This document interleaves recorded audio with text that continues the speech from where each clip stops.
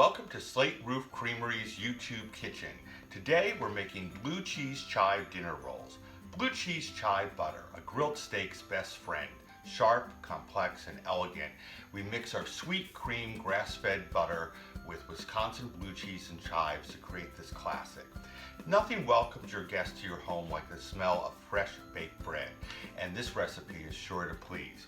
We start with 1 cup of milk heated to 115 degrees. It can be a little bit colder, but anything hotter than 115 may kill your yeast.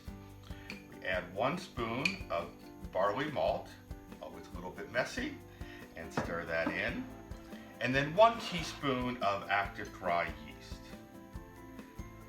I like to proof my yeast. This way you know that before it goes into your recipe it's going to live and grow and do well by you.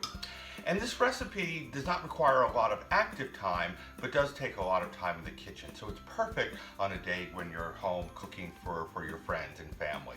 Now we just let this rest for 10 to 15 minutes and we'll be right back. And now to make our dinner rolls. First we add 2 cups all-purpose flour to our mixing bowl. And we add 1.5 teaspoons of sea salt. Want to give that a gentle mix. Be careful when you have flour in here. If you go too fast, it will tend to spray all over the place. Just want to mix those slightly. Now we're going to add 1 tablespoon of blue cheese chive butter right into the bowl with the flour. And we'll give that a little mix. Again, starting slowly.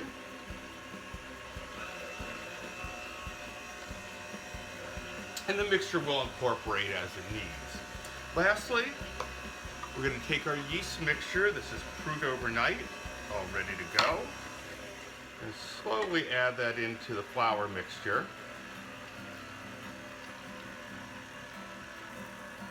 Making sure to get all of it. And now this mixture will knead for approximately 10 minutes till it comes together and forms a ball. If your dough is a little bit on the wet or sticky side, feel free to add a couple tablespoons of extra flour. Here we go.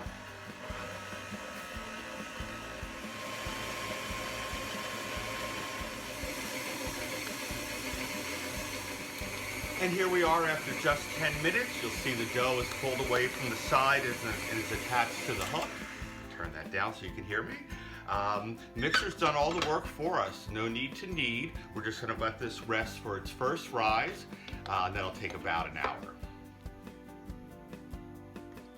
Now, here's our dough after its second rise, ready to be turned out and cut into individual rolls. I'm going to turn this out onto my lightly floured board and cut the dough into 18 even pieces. I do that by cutting it in half, then cutting each half in third, and then each third in thirds again. A little bit sticky, but that's what your flour is for.